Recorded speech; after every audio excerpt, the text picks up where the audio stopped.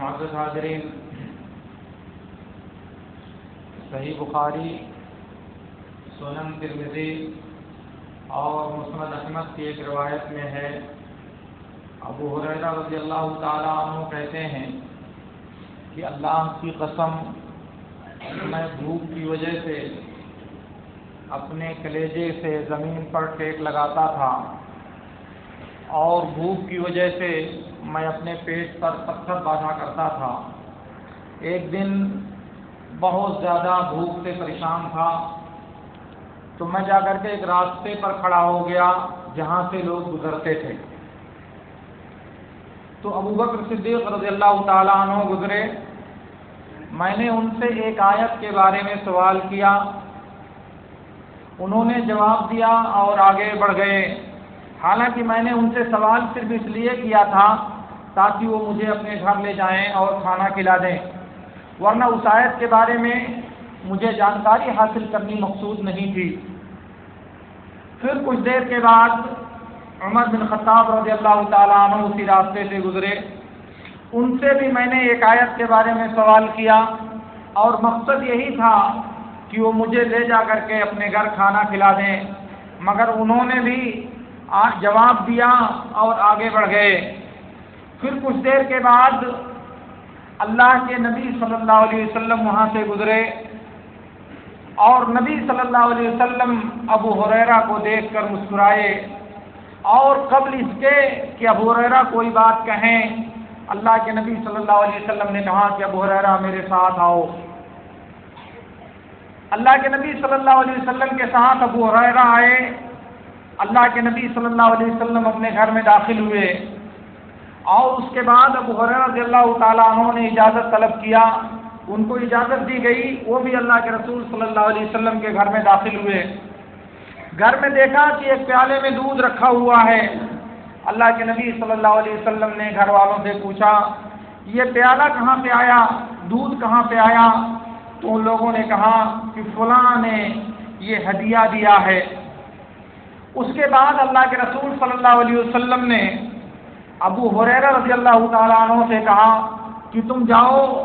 صفہ والوں کو بلا کر کے لاؤ۔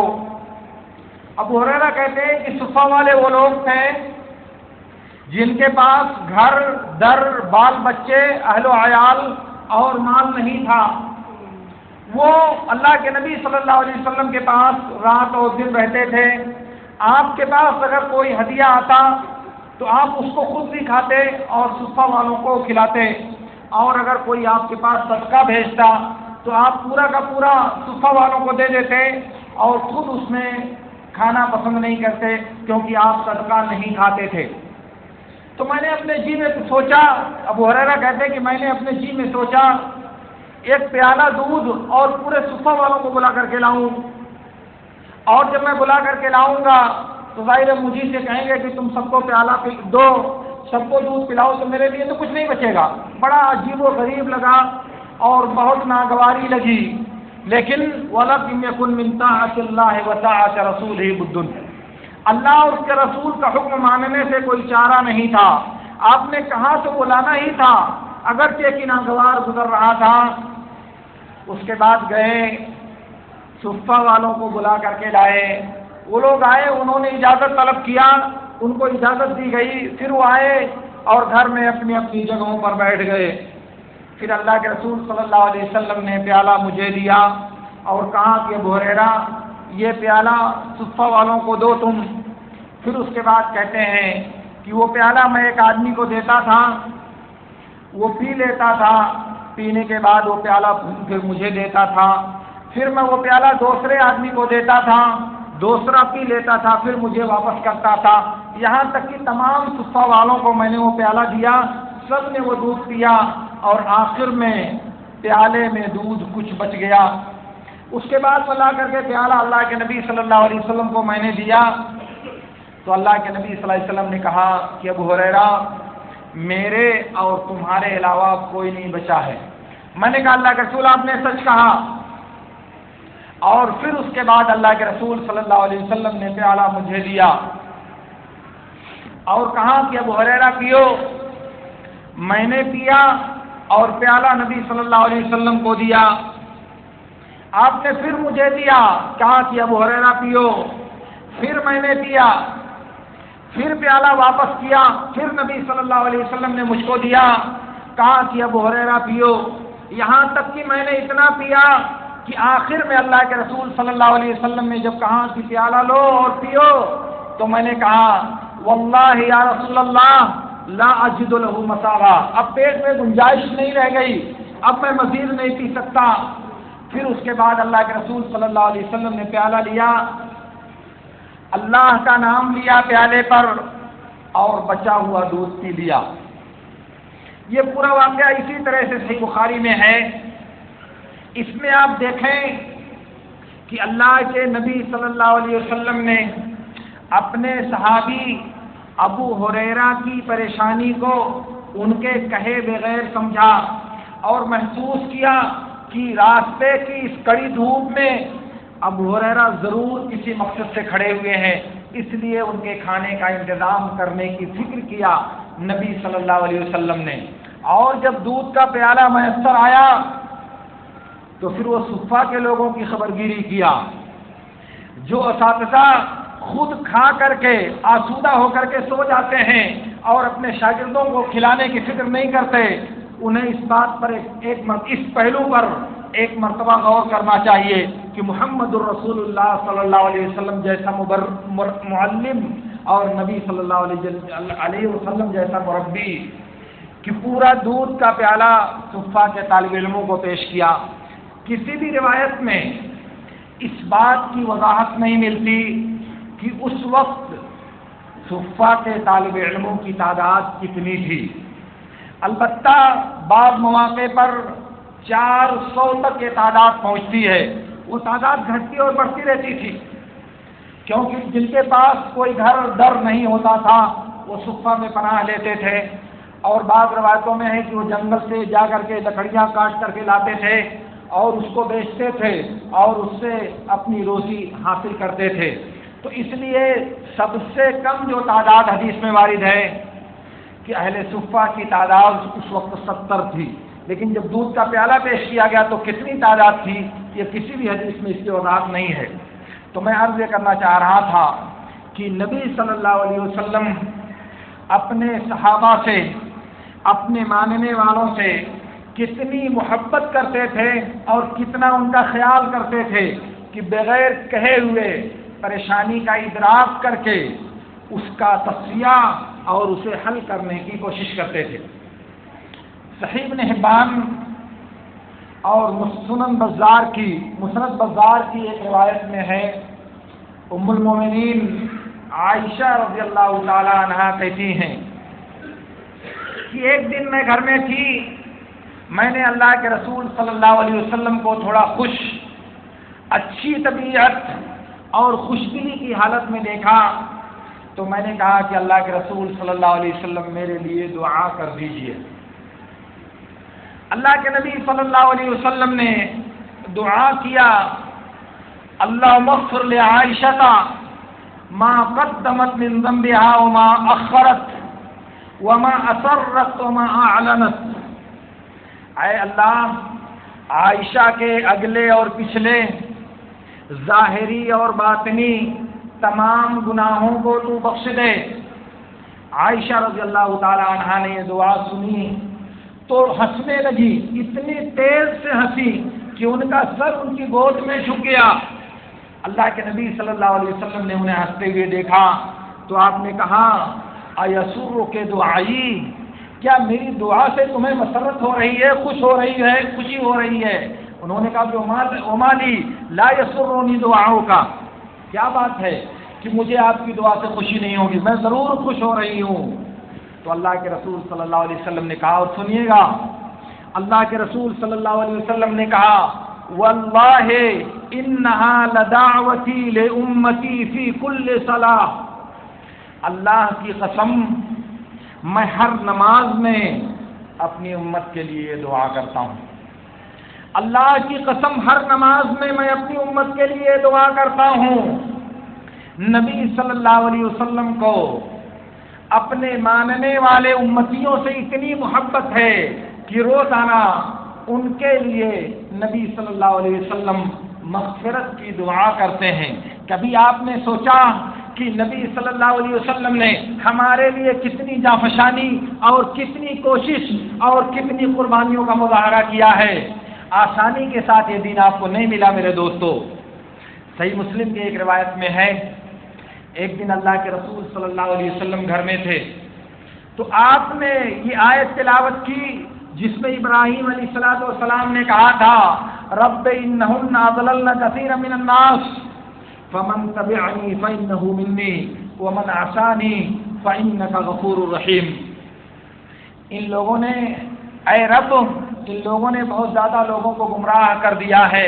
ان میں سے جو میری اتباع کرے وہ مجھ میں سے ہوگا، اور جو میری نافرمانی کرے تو تو بخشنے والا اور رحم کرنے والا ہے۔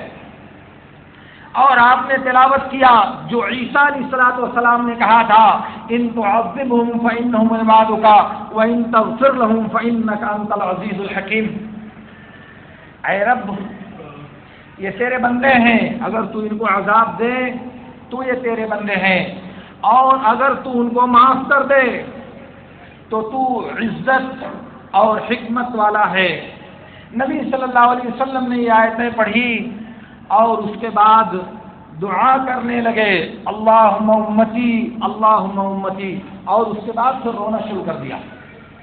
امت کی حفاظت کر، امت کی خبر لے، امت کو جہنم سے بچا۔ یہ دعا کرتے کرتے نبی صلی اللہ علیہ وسلم کی آنکھیں آپ دیدہ ہو گئیں، آنسوؤں کی لڑی ٹوٹنے کا نام نہیں لے رہی تھی کہ اللہ رب العالمین نے جبریل علیہ السلام کو بھیجا۔ اللہ تعالیٰ کو معلوم ہے پوری بات، مگر اس نے جبریل سے کہا کہ ذرا جاؤ محمد سے پوچھو کیا چاہتے ہیں، کیوں رو رہے ہیں۔ جبریل علیہ السلام اللہ کے نبی صلی اللہ علیہ وسلم کے پاس آئے اور پوچھا، نبی صلی اللہ علیہ وسلم نے ان کو بتایا، انہوں نے جا کر کے اللہ رب العالمین سے عرض کیا کہ یہ بات نبی صلی اللہ علیہ وسلم نے کہی ہے۔ اللہ رب العالمین نے جبریل کو دوبارہ بھیجا اور کہا کہ جاؤ محمد سے کہہ دو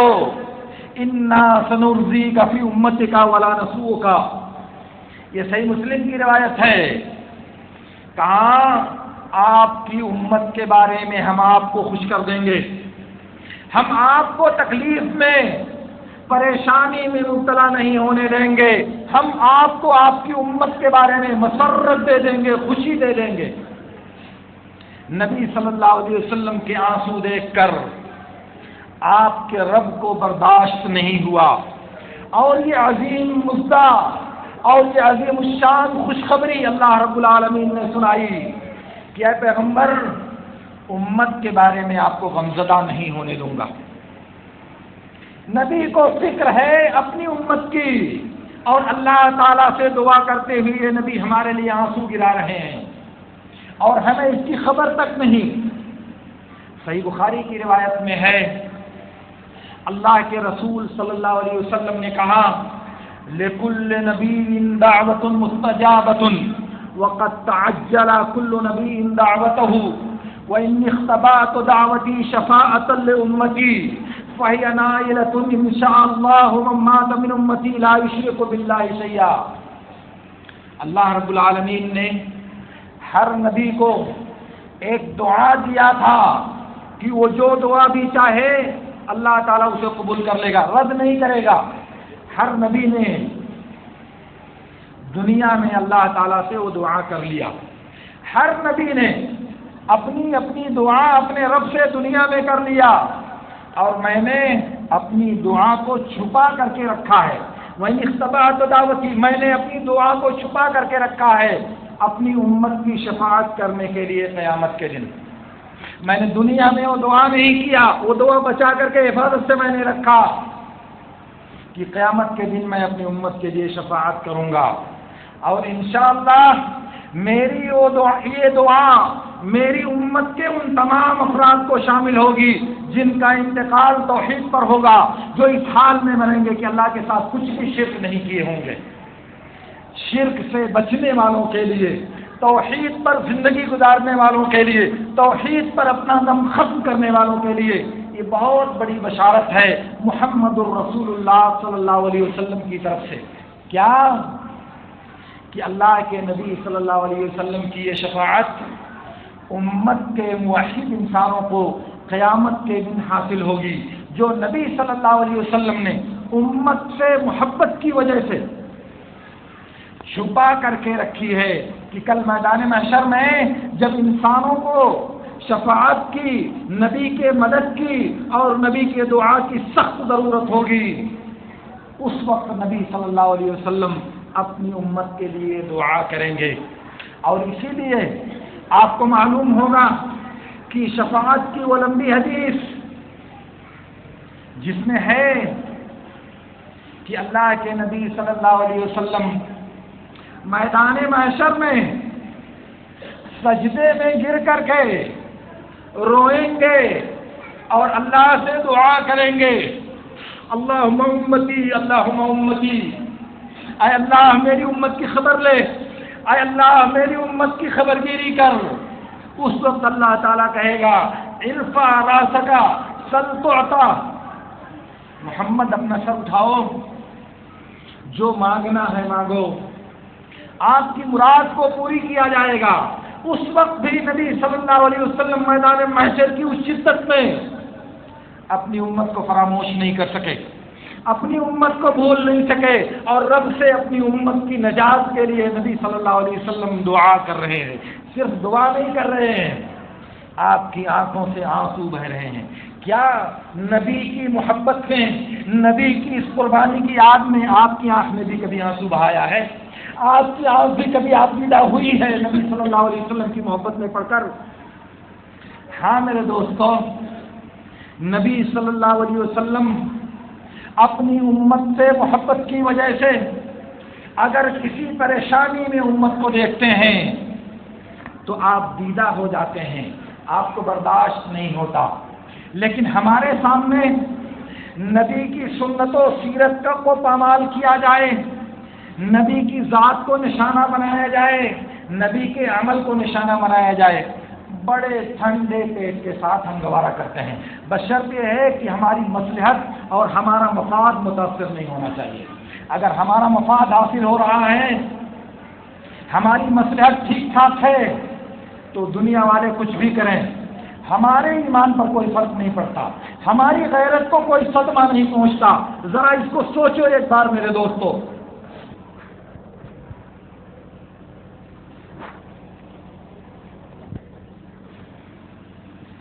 صحیح بخاری کی ایک روایت میں ہے، اللہ کے نبی صلی اللہ علیہ وسلم نے ایک دن عشاء کی نماز آدھی رات کے قریب مؤخر کر کے پڑھی، بہت دیر سے پڑھی، اور کہا کہ دنیا میں سارے لوگ سو چکے ہیں، تمہارے علاوہ اس روئے زمین پر کوئی قوم نہیں جو نماز کا انتظار کر رہی ہو، تم ہی اکیلے ہو جو دنیا میں نماز کا انتظار کر رہے ہو. وَإِنَّهَا لَوَقْتُهَا لَوْلَا أَنْ أَشُقَّ عَلَىٰ أُمَّتِي، اگر میری امت پر مشقت نہیں ہوتی تو یہی عشاء کا وقت ہوتا. گویا کہ امت کو مشقت اور پریشانی سے بچانے کے لیے نبی صلی اللہ علیہ وسلم نے عشاء کو مقدم کیا، اور کہا نبی صلی اللہ علیہ وسلم نے، یہ بھی صحیح کی روایت ہے، لولا أن أشق على أمتي ما تخلفت خلف سرية إني أحب أن أقاتل فأقتل في سبيل الله ثم أحيا فأقتل في سبيل الله. 3 مرتبہ نبی صلی اللہ علیہ وسلم نے کہا کہ اگر میں اپنی امت کو مشقت میں نہیں ڈالتا تو میں کسی بھی لشکر سے پیچھے نہیں رہتا. میری آرزو ہے کہ اللہ کی راہ میں مجھے قتل کیا جائے، پھر زندہ کیا جائے، پھر قتل کیا جائے، پھر زندہ کیا جائے، پھر مجھے اللہ کی راہ میں مرتبہ شہادت حاصل ہو. لیکن میں ہر غزوے اور ہر جنگ میں نہیں جا سکتا، کیونکہ امت کو پریشانی میں پڑے گی، سارے لوگ چاہیں گے کہ ہمارے غزوے میں شریک ہوں، اور ایسا نہیں ہو سکتا. اسی لیے ایک دوسری روایت میں ہے، وہ بھی صحیح بخاری میں ہے، اللہ کے نبی صلی اللہ علیہ وسلم نے کہا انی لا ادخل فی الصلاۃ وانا اريد اطالتها فاسمع بكاء الصبي فاخفف الصلاة لوجد امه علیہ. نماز میں داخل ہوتا ہوں، سوچتا ہوں لمبی نماز پڑھاؤں گا آج، لمبی نماز پڑھانے کے ارادے سے میں نماز میں داخل ہوتا ہوں، لیکن بچے کے سننے کی آواز جب میرے کان میں آتی ہے تو میں نماز کو ہلکی کر دیتا ہوں، کیونکہ بچے کی ماں کا دل اپنے بچے میں مشغول ہوگا، وہ نماز پر توجہ نہیں دے پائے گی۔ امت سے یہ ہمدردی اور یہ محبت ہے کہ ماں کا بچہ رو رہا ہے، درد میرے نبی صلی اللہ علیہ وسلم کو ہو رہا ہے، اس درد اور محبت کی وجہ سے نبی صلی اللہ علیہ وسلم نماز کو ہلکی کر دیتے ہیں۔ ایک دوسری روایت میں اللہ کے نبی صلی اللہ علیہ وسلم نے فرمایا لولا انا اشق علی امتی لامرتهم بالسواک مع كل وضوء، اگر میری امت پر دشواری نہیں ہوتی، اگر میری امت پر مشقت نہیں ہوتی تو میں ہر وضو کے ساتھ ان کو مسواک کرنے کا حکم دیتا، ہر وضو کے ساتھ امت کو مسواک کرنے کا حکم دیتا، اور جب اللہ اور اس کے رسول حکم دے دیتے تو فرض ہو جاتا، اور جب فرض ہو جاتا تو کوئی چھوڑ دیتا تو گنہگار ہوتا۔ اس ڈر سے میرے نبی صلی اللہ علیہ وسلم نے وضو کے ساتھ مسواک کرنے کا حکم نہیں دیا، حالانکہ مسواک کا استحباب باقی ہے، اللہ کے نبی صلی اللہ علیہ وسلم کے عمل سے ثابت ہے کہ وضو کے ساتھ مسواک کرنا چاہیے، مگر فرض نہیں ہے۔ اس ڈر سے نبی صلی اللہ علیہ وسلم نے امت کو حکم نہیں دیا کہ امت پریشانی میں پڑ جائے گی۔ ایک دوسری روایت ہے اللہ کے رسول صلی اللہ علیہ وسلم نے فرمایا لولا ان اشق علی امتی لامرتهم بالسواک مع كل صلاۃ، اگر میری امت پر دشواری نہیں ہوتی تو میں انہیں ہر نماز کے ساتھ مسواک کرنے کا حکم دیتا، یعنی نماز جب پڑھنا شروع کرنے جاؤ، تکبیر ہو رہی ہو تو تم مسواک کر کے نماز میں داخل ہو، لیکن میں اس لیے حکم نہیں دیتا کہ میری امت پر دشوار نہ ہو جائے، مشکل نہ ہو جائے، مشقت میں نہ پڑ جائے میری امت۔ کیا سمجھتے ہیں آپ؟ نصوص بھرے پڑے ہیں،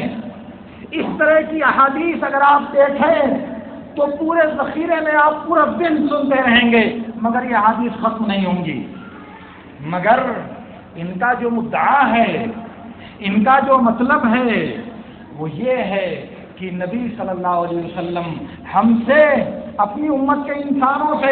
اتنی شدید محبت کرتے تھے کہ ان کا درد برداشت نہیں کر پاتے تھے، لیکن کیا اس محبت کے مقابل میں ہم نے بھی اپنے نبی صلی اللہ علیہ وسلم کے لیے اپنے دل کا ٹکڑا پیش کیا، اپنی عقیدت کے گل نچھاور کیے؟ ظاہر ہے کہ آپ میں سے ہر فرد اس کا جواب اپنے نفس سے پوچھ کر کے دے سکتا ہے۔ اللہ رب العالمین سے میری دعا ہے کہ اللہ رب العالمین ہمیں ان باتوں کو سمجھنے اور ان پر عمل کرنے کی توفیق عطا فرمائے۔ وآخر دعوانا ان الحمد للہ رب العالمین۔ اقول لکم ما تسمعون واستغفر اللہ لی ولکم۔